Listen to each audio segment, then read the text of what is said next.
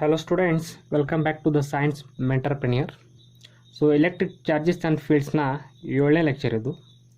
So previous ಲೆಕ್ಚರಲ್ಲಿ ನಾವು Coulomb's ಲಾ ಬಗ್ಗೆ ಓದಿದ್ವಿ, ಆಮೇಲೆ ಪ್ರಿನ್ಸಿಪಲ್ ಆಫ್ ಸೂಪರ್ ಪೊಸಿಷನು, ಆಮೇಲೆ ಅವೆರಡರ ಮೇಲೆ ಕೆಲವೊಂದು ಪ್ರಾಬ್ಲಮ್ಸನ್ನು ಸಾಲ್ವ್ ಮಾಡಿದ್ವಿ.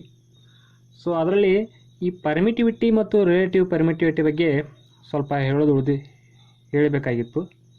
ಸೊ ಸಪ್ರೇಟ್ ಟಾಪಿಕ್ ಯಾಕೆ ಮಾಡಿದೆ ಅಂದರೆ it has its own feel, ಅದಕ್ಕೆ ಸಪ್ರೇಟ್ ಮಾಡಿದ್ದೆ. ಸೊ ನೋಡಿ, ಅಕಾರ್ಡಿಂಗ್ ಟು ಕುಲಾಮ್ಸ್ ಲಾ ನಮಗೆ ಗೊತ್ತಿದೆ Q1 ಅನ್ನೋದು ಒಂದು ಚಾರ್ಜು, ಆಮೇಲೆ ಇಲ್ಲಿದೆ Q2 ಅನ್ನೋದು ಇನ್ನೊಂದು charge. Centre to centre distance R ಇದ್ದಾಗ ಫ್ರಮ್ ಕುಲಾಮ್ಸ್ ಲಾ ನಮಗೇನು ಗೊತ್ತಿದೆ, F is equal to K into Q1 Q2 divided by R square. So previous ಲೆಕ್ಚರಲ್ಲಿ ನಾನು ಹೇಳಿದ್ದೀನಿ, ಈ ವ್ಯಾಲ್ಯೂ ಏನಿದೆ ಅಲ್ಲ K constant, the value of K depends upon medium. ಓಕೆನಾ? ಸೊ ನೋಡಿ, ಈ ಮೀಡಿಯಮ್ ಇದೆಯಲ್ಲ, medium may be air, medium may be water, medium may be oil, okay, medium may be glass. So ಈ ರೀತಿ ಪ್ರತಿಯೊಂದು ಮೀಡಿಯಮಲ್ಲೂ ವ್ಯಾಲ್ಯೂ ಆಫ್ ಕೆ ಚೇಂಜ್ ಆಗುತ್ತೆ. So NCERT text book ಪ್ರಕಾರ value of K ನಮಗೆ ಎಷ್ಟು ಬಂದಿದೆ ಅಂದರೆ 1 ಡಿವೈಡೆಡ್ ಬೈ 4πε. ನೋಡಿ, ಎಪ್ಸಿಲಾನ್ ಅಥವಾ ಎಪ್ಸೈಲನ್ ನೋಡಿ, ಏನು ಪ್ರೊನೌನ್ಸ್ ಮಾಡಿದ್ರು ಓಕೆ, ಬಟ್ ಸ್ಪೆಲ್ಲಿಂಗ್ ಮಾತ್ರ ಈ ರೀತಿ ಇರುತ್ತೆ. ಎಪ್ಸಿಲಾನ್ ನಾಟ್ ಅನ್ಬೇಡಿ, ಮೊದಲು ಎಪ್ಸಿಲಾನ್ ಅನ್ನಿ, ಆಮೇಲೆ ಎಪ್ಸಿಲಾನ್ ನಾಟ್ ಯಾವ ರೀತಿ ಬರುತ್ತೆ ನೋಡಿ, ಆಮೇಲೆ ನಾನು ಹೇಳ್ತೀನಿ ಎಪ್ಸಿಲಾನ್ ನಾಟ್ ಅಂದರೆ ಏನು, ಎಪ್ಸಿಲಾನ್ ಆರ್ ಅಂದರೆ ಏನು, ಎಪ್ಸಿಲಾನ್ ಎಮ್ ಅಂದರೆ ಏನು, ಅದ್ರ ಬಗ್ಗೆ ಆಮೇಲೆ ಡಿಸ್ಕಸ್ ಮಾಡೋಣ. ಫಸ್ಟ್ ಜನರಲ್ ಆಗಿ ಏನಿದೆ ಅಂತ ತಿಳ್ಕೊಳ್ಳೋಣ, ಓಕೆನಾ? ಸೊ ಈ ಕೆ ವ್ಯಾಲ್ಯೂನ ನಾವು ಕುಲಾಮ್ಸ್ ಲಾದಲ್ಲಿರುವಂಥ ಕೆ ವ್ಯಾಲ್ಯೂಲಿ ಪುಟ್ ಮಾಡಿದಾಗ ಫೋರ್ಸ್ ಎಷ್ಟು ಬರುತ್ತೆ, ಈ ಚಾರ್ಜ್ ನಡುವೆ ಏನು ಫೋರ್ಸ್ ಇದೆಯಲ್ಲ, either it may be force of attraction or force of repulsion, ಯಾವುದೇ ಫೋರ್ಸ್ ಇರಲಿ, ಆ ಫೋರ್ಸು ಎಷ್ಟು ಬರುತ್ತೆ, 1 divided by 4πε Q1 Q2 divided by R square. ಇಲ್ಲಿ ಈ ಎಪ್ಸಿಲಾನ್ ಏನಿದೆಯಲ್ಲ, ಎಪ್ಸೈಲನ್ ಅಥವಾ ಎಪ್ಸಿಲಾನ್, ಇದಕ್ಕೆ ನಾವು ಏನಂತ ಕರಿತೀವಿ, ಪರ್ಮಿಟಿವಿಟಿ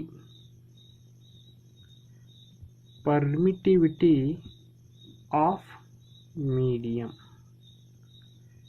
ಇದನ್ನೇ ಇದೇ ಇವತ್ತಿನ topic. So this is the introduction of this topic, permittivity. ಓಕೆನಾ? Force is equal to 1 divided by 4πε Q1 Q2 divided by R square. ನೋಡಿ, ಇಲ್ಲಿ ಇನ್ನೊಂದು ಮುಖ್ಯವಾದ ವಿಷಯ, ದಿಸ್ ವ್ಯಾಲ್ಯೂ ಆಫ್ ಎಪ್ಸೈಲನ್ ಏನಿದೆಯಲ್ಲ, ಹೆಚ್ಚಾದಾಗ ದಿಸ್ ಇಂಪ್ಲೈಸ್ ಫೋರ್ಸ್ ಡಿಕ್ರೀಸಸ್. ಓಕೆನಾ? ಎಪ್ಸೈಲನ್ ವ್ಯಾಲ್ಯೂ, ಪರ್ಮಿಟಿವಿಟಿ ಆಫ್ ಮೀಡಿಯಮ್ದ ವ್ಯಾಲ್ಯೂ ಏನಿದೆಯಲ್ಲ, if that value increases, value of force decreases. ಓಕೆನಾ? ಸೊ ನೋಡಿ, ಯಾಕೆ ಹೀಗಾಯಿತು, ಪರ್ಮಿಟಿವಿಟಿ ಅಂದರೆ ಏನು, ಪರ್ಮಿಷನು. ಓಕೆನಾ? ಸೊ ಅದ್ರ ಪ್ರಕಾರ ಈ ಎಪ್ಸಿಲಾನ್ ವ್ಯಾಲ್ಯೂ ಏನಿದೆಯಲ್ಲ, ಇದು ಫೋರ್ಸನ್ನು ಜಾಸ್ತಿ ಮಾಡಬೇಕಾಗಿತ್ತು. ಯಾಕೆ ಕಡಿಮೆ ಮಾಡ್ತಾ ಇದೆ, ಏನಿದೆ ಇಲ್ಲಿ, ಏನು ಈ ಫೀಲ್, ಏನು ಈ ಟಾಪಿಕಲ್ಲಿ ಏನಿದೆ, ಆ್ಯಕ್ಚುಲಿ ಏನಾಗ್ತಾ ಇದೆ ಇಲ್ಲಿ ಅಂದರೆ ನೋಡಿ, ಪರ್ಮಿಟಿವಿಟಿ ಅಂದರೆ ಏನು, permittivity is a property, it is a property. Permittivity is also a property of this medium. This permittivity, it permits its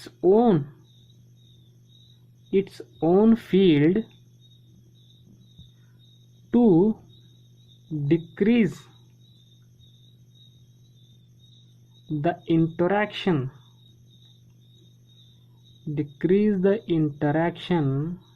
field between charges. So ಏನಿದು ಪರ್ಮಿಟಿವಿಟಿ ಅಂದರೆ, it is a property of the medium which permits its own field to decrease the interaction field between these two charges. ನೋಡಿ, ಈಗ Q1 ಅನ್ನೋದು ಒಂದು charge ಇದೆ, Q2 ಅನ್ನೋದು ಇನ್ನೊಂದು charge ಇದೆ. ಇವತ್ತರ ನಡುವೆ ಒಂದು ಫೋರ್ಸ್ ಆಫ್ ಇಂಟರಾಕ್ಷನ್ ಇದೆ. ಆ ಫೋರ್ಸ್ ಆಫ್ ಇಂಟ್ರಾಕ್ಷನ್ ರಿಪಲ್ಸಿವ್ ಇದೆಯೋ ಅಟ್ರಾಕ್ಟಿವ್ ಇದೆಯೋ ನಮಗೆ ಗೊತ್ತಿಲ್ಲ. ಓಕೆನಾ? ಯಾವುದೇ ಇರಲಿ, ಈ ಎರಡು ಚಾರ್ಜನ್ನು ನಾವು ಒಂದು ಮೀಡಿಯಮಲ್ಲಿ ಇಟ್ಟಿದ್ದೀವಿ. This is the medium. ಓಕೆನಾ. ಸೊ ಈ ಮೀಡಿಯಮ್ದು ಪರ್ಮಿಟಿವಿಟಿ ಏನಿದೆಯಲ್ಲ, ಇದು ಏನು ಮಾಡುತ್ತೆ, it permits its own field. ಮೀಡಿಯಮ್ದೇ ಒಂದು ಫೋರ್ಸ್ ಫೀಲ್ಡ್ ಇದೆ ಇಲ್ಲಿ. ಆ ಫೀಲ್ಡು ಈ ಇಂಟರಾಕ್ಷನ್ ಆಫ್ ಚಾರ್ಜ್ ಏನಿದೆಯಲ್ಲ, ಈ ಫೀಲ್ಡನ್ನು ಡಿಕ್ರೀಸ್ ಮಾಡುತ್ತೆ. ಸೊ ಆದ ಕಾರಣ value of epsilon increases, force decreases. ಓಕೆನಾ.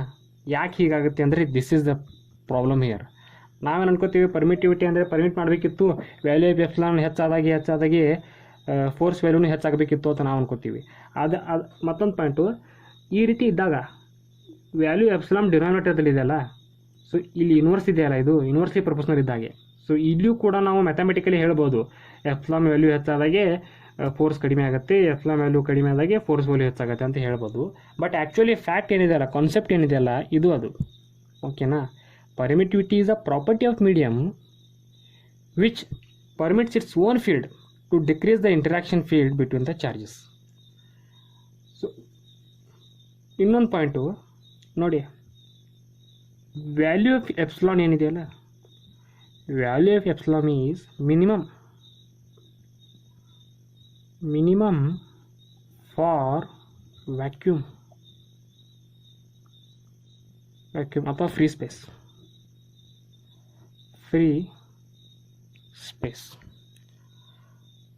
ಸೊ ಎಪ್ಸಿಲಾನ್ ವ್ಯಾಲ್ಯೂ ಮಿನಿಮಮ್ ಇದೆ ಅಂದರೆ ಈ ವ್ಯಾಕ್ಯೂಮ್ ಮತ್ತು ಫ್ರೀ ಸ್ಪೇಸಲ್ಲಿ ಫೋರ್ಸ್ ಏನಾಗುತ್ತೆ, ಮ್ಯಾಕ್ಸಿಮಮ್ ಆಗುತ್ತೆ. Force is maximum for vacuum and free space.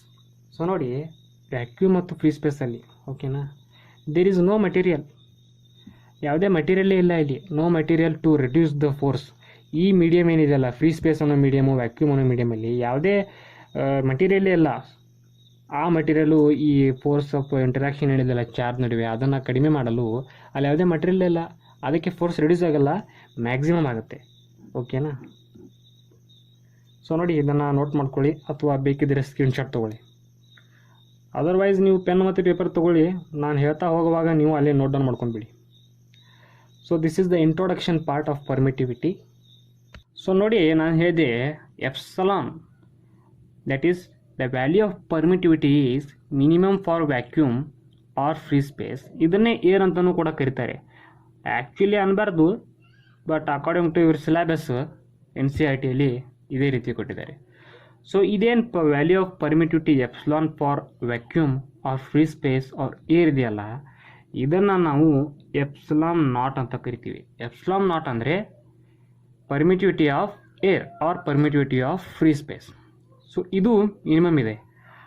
ಅದೇ ಏರ್ ಅಥವಾ ಅದೇ ಫ್ರೀ ಸ್ಪೇಸ್, ಅದೇ ವ್ಯಾಕ್ಯೂಮ್ನಲ್ಲಿ ಫೋರ್ಸ್ ಇದೆಯಲ್ಲ, ಆ ಫೋರ್ಸು ಮ್ಯಾಕ್ಸಿಮಮ್ ಇದೆ. ಇದನ್ನು ನಾನು ಎಫ್ ನಾಟ್ ಅಂತ ಕರಿತೀನಿ. ಓಕೆನಾ. ಸೊ ಇವಾಗ ಏನು ನಮಗೆ ಗೊತ್ತಾಗೋದಪ್ಪ ಅಂತಂದರೆ, ಈ ಎಪ್ಸಿಲಾನ್ ನಾಟ್ ವ್ಯಾಲ್ಯೂ ಕೊಟ್ಟಿದ್ದಾರೆ, ಆ ವ್ಯಾಲ್ಯೂ ಎಷ್ಟಿರುತ್ತೆ ಅಂದರೆ 8.85 into 10⁻⁻12 coulomb square per newton metre square. So ಈ ವ್ಯಾಲ್ಯೂ ಏನಿದೆಯಲ್ಲ, this value is minimum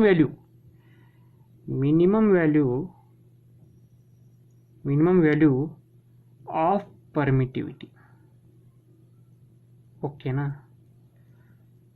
so free space ಇರುವಂಥ ಫ್ರೀ ಸ್ಪೇಸಲ್ಲಿ ಏನು ಎಪ್ಸಿಲಾನ್ ವ್ಯಾಲ್ಯೂ ಇದೆಯಲ್ಲ, ಅದಕ್ಕೆ ನಾವು ಎಪ್ಸಿಲಾನ್ ನಾಟ್ ಅಂತ ಕರಿತೀವಿ.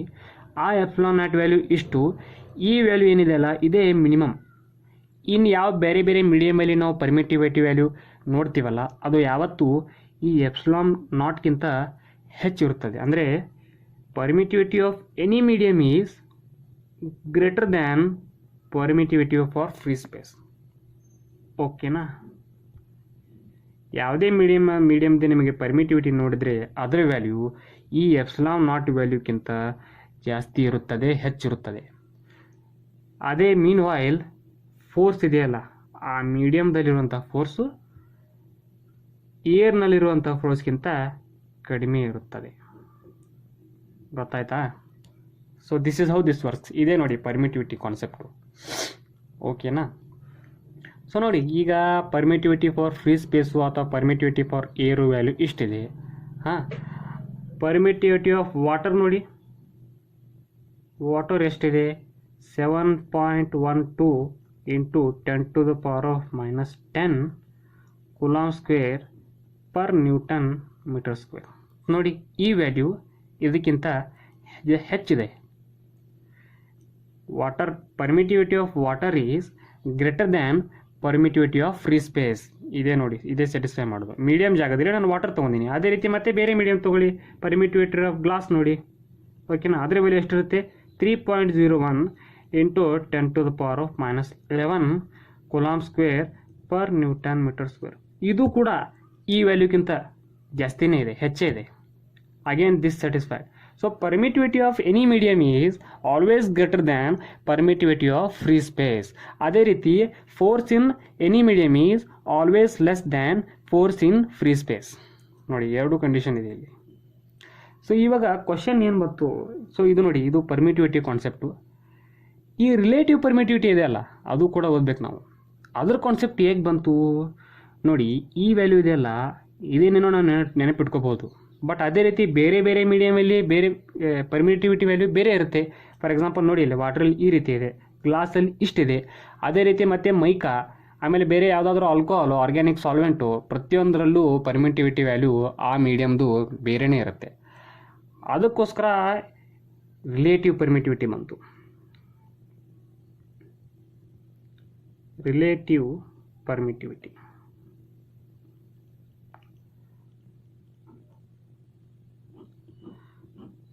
ಸೊ ನೋಡಿ, ಏನಿದು ರಿಲೇಟಿವ್ ಪರ್ಮಿಟಿವಿಟಿ ಅಂದರೆ ಒಂದು formula, epsilon R is equal to epsilon M divided by epsilon not.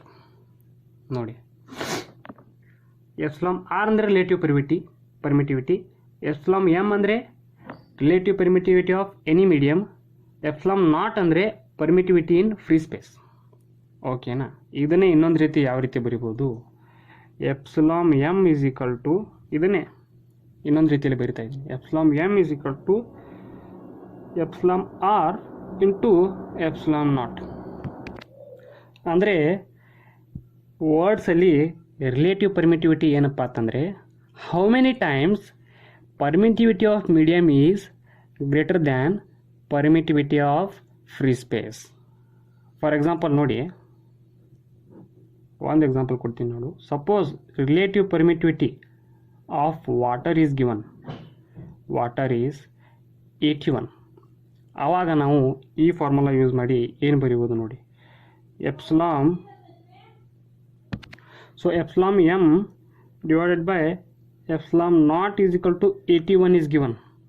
ಆಗ ನಾವು ಪರ್ಮಿಟಿವಿಟಿ ಆಫ್ ಮೀಡಿಯಮ್ ಅಂದರೆ ಮೀಡಿಯಮ್ ಅದು ವಾಟರ್, ಪರ್ಮಿಟಿವಿಟಿ ಆಫ್ ವಾಟರ್, ಓಕೆನಾ, ಇದನ್ನೇ ಡಬಲ್ ಓತ್ ಅಂದ್ಕೊಳ್ಳೋಣ. Permittivity of water is equal to 81 times of permittivity of free space. So ಇದೇ ನೋಡಿ, ಇದೇ ರಿಲೇಟಿವ್ ಪರ್ಮಿಟಿವಿಟಿ. ಓಕೆನಾ. How many times this epsilon W ಏನಿದೆಯಲ್ಲ, ಎಷ್ಟು ಪಟ್ಟು ಎಪ್ಸಿಲಾನ್ ನಾಟ್ಗಿಂತ ಜಾಸ್ತಿ ಇದೆ ಅನ್ನೋದನ್ನೇ ನಾವು ರಿಲೇಟಿವ್ ಪರ್ಮಿಟಿವಿಟಿ ನಮಗೆ ಹೇಳುತ್ತೆ. ಅದೇ ರೀತಿ ಇನ್ನೊಂದು ಎಕ್ಸಾಂಪಲ್ ನೋಡಿ, ಇದು ಫಸ್ಟ್ ಎಕ್ಸಾಂಪಲ್. ಎರಡನೇ ಎಕ್ಸಾಂಪಲ್ ನೋಡಿ, suppose relative permittivity of glass is given, 5 ರಿಂದ 10 ನಡುವೆ ಇರುತ್ತದೆ. So I will take it as 7. So ನೋಡಿ, ಎಪ್ಸಿಲಾನ್ ಜಿ ಅಂದರೆ permittivity of glass divided by epsilon naught ಅಂದರೆ permittivity of free space is equal to 7 ಅಂದಾಗಿ.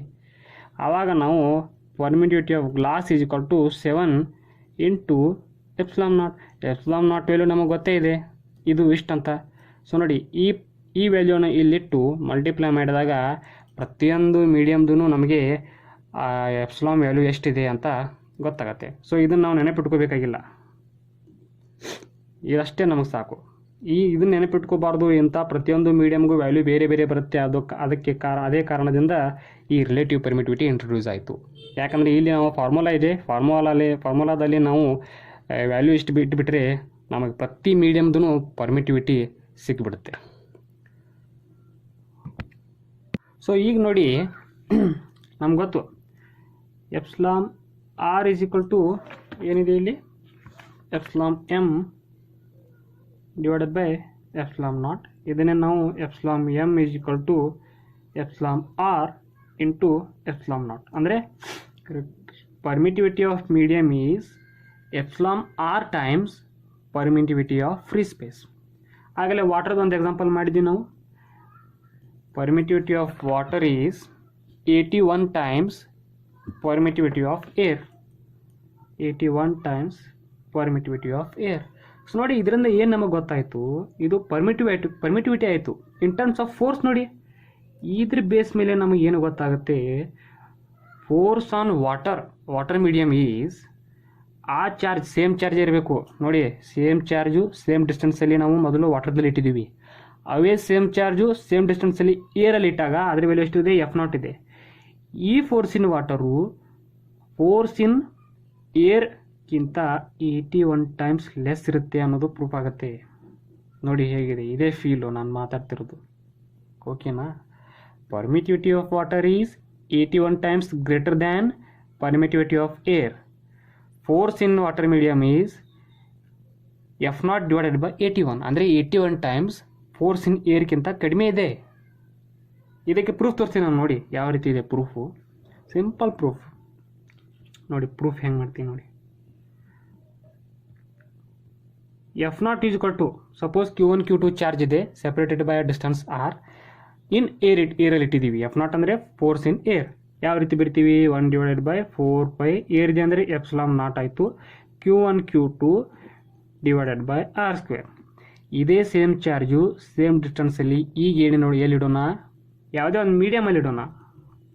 ಆ ಮೀಡಿಯಮಲ್ಲಿ ಈ charge ನಡುವಿನ force according to ಕುಲಾಮ್ಸ್ ಲಾ ಏನಾಗುತ್ತೆ, 1 divided by 4π.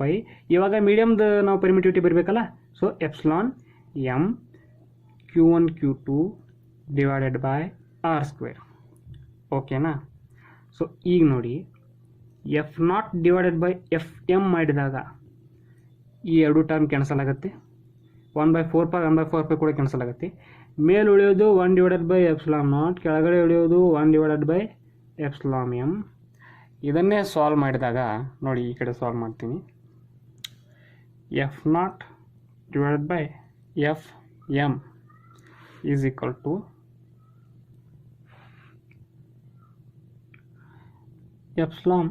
εm divided by ε0. ನೋಡಿ εm divided by ε0 ಏನಿದೆ, εr. So εr.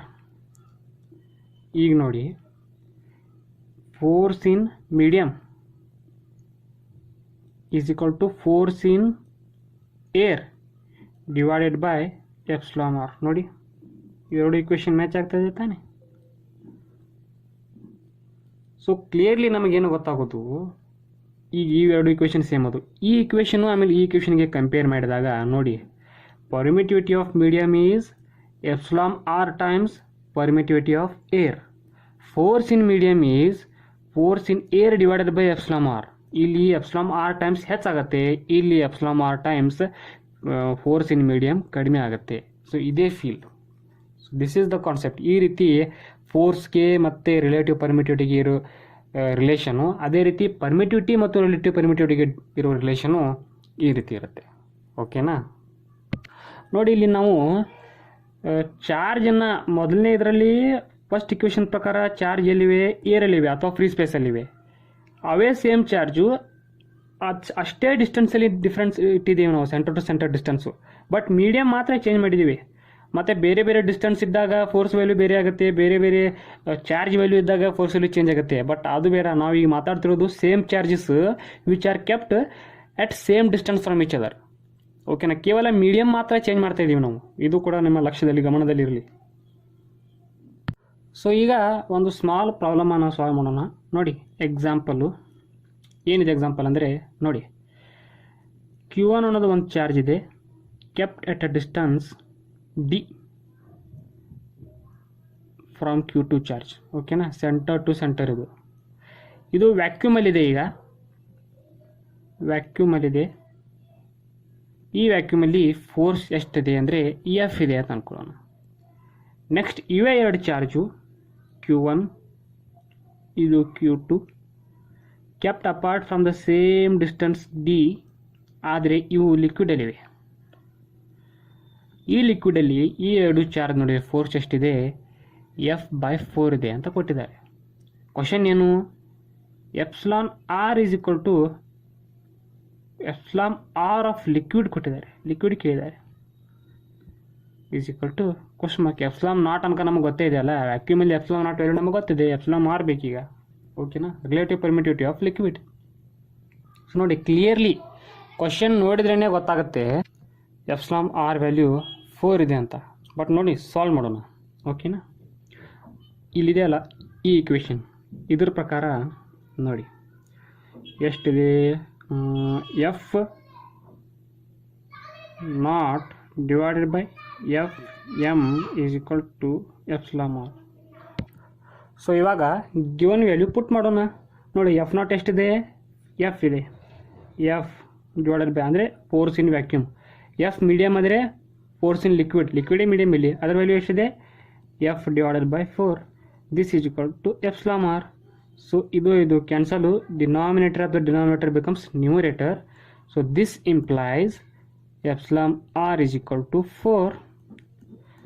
ಓಕೆನಾ, so ಈ ರೀತಿ ಈ ಕ್ವಶನ್ ಸಾಲ್ವ್ ಮಾಡಬೇಕು. ಸೊ ನೋಡಿ ಇಲ್ಲಿ ಕಾನ್ಸೆಪ್ಟ್ ಏನಿದೆ, force epsilon naught times decrease ಆಗುತ್ತೆ, permittivity of medium epsilon R times increase ಆಗುತ್ತೆ. ಓಕೆನಾ, ಇಲ್ಲಿ ಡಿಕ್ರೀಸ್ ಆಗುತ್ತೆ, ಇಲ್ಲಿ ಇನ್ಕ್ರೀಸ್ ಆಗುತ್ತೆ. ಇದೇ ಇದ್ರ ಕಾನ್ಸೆಪ್ಟ್. ರಿಲೇಟಿವಿಟಿ ಎದ್ರ ಜೊತೆ ಇದೆ, ಏರ್ ಜೊತೆನೇ ಮಾಡ್ತಾ ಇದ್ದೀವಿ ನಾವು. ಓಕೆನಾ, ಫ್ರೀ ಸ್ಪೇಸ್ ಏನಿದೆಯಲ್ಲ, ಇಲ್ಲಿ ಎಪ್ಸಿಲಾನ್ ನಾಟ್ ಇದೆ, ಇಲ್ಲಿ ಎಫ್ ನಾಟ್ ಇದೆ. ಫೋರ್ಸ್ ಜೊತೆನೂ ಕೂಡ ನಾವು ಕಂಪ್ಯಾರಿಸನ್ ಇದ್ರ ಜೊತೆ ಮಾಡ್ತಾ ಇದ್ದೀವಿ, ಏರ್ ಮೀಡಿಯಮಲ್ಲೇ ಮಾಡ್ತಾ ಇದ್ದೀವಿ. ಎಪ್ಸಿಲಾನ್ ನಾಟ್ ಕೂಡ ಏರ್ ಜೊತೆನೇ ಇದೆ, ಅದೇ ಕಂಪ್ಯಾರಿಸನ್. ಸೊ ಇದು ನಮ್ಮ ಪ್ರಾಬ್ಲಮ್ 1. ಇನ್ನೂ ಒಂದು 2 to 3 ಪ್ರಾಬ್ಲಮ್ಸನ್ನು ಸಾಲ್ವ್ ಮಾಡೋಣ ನೆಕ್ಸ್ಟ್ ವಿಡಿಯೋಲಿ. ಈ ವಿಡಿಯೋಲಿ ಇಷ್ಟೇ. ಸೊ ನೋಡಿ, ಈ ವಿಡಿಯೋ ಇಷ್ಟ ಆದರೆ ಲೈಕ್ ಮಾಡಿ, ಶೇರ್ ಮಾಡಿ, ಸಬ್ಸ್ಕ್ರೈಬ್ ಮಾಡಿ, ಹಾಗೂ ಬೆಲ್ ಐಕಾನನ್ನು ಒತ್ತಿ. ಸೊ ಮುಂದಿನ ವಿಡಿಯೋಲಿ ನೆಕ್ಸ್ಟ್ ಪ್ರಾಬ್ಲಮ್ಸನ್ನು ಡಿಸ್ಕಸ್ ಮಾಡೋಣ. ಓಕೆನಾ, ಸೊ ರ್ಯಾಪ್ ಅಪ್ ಮಾಡ್ತಾ ಇದ್ದೀವಿ. Thank you.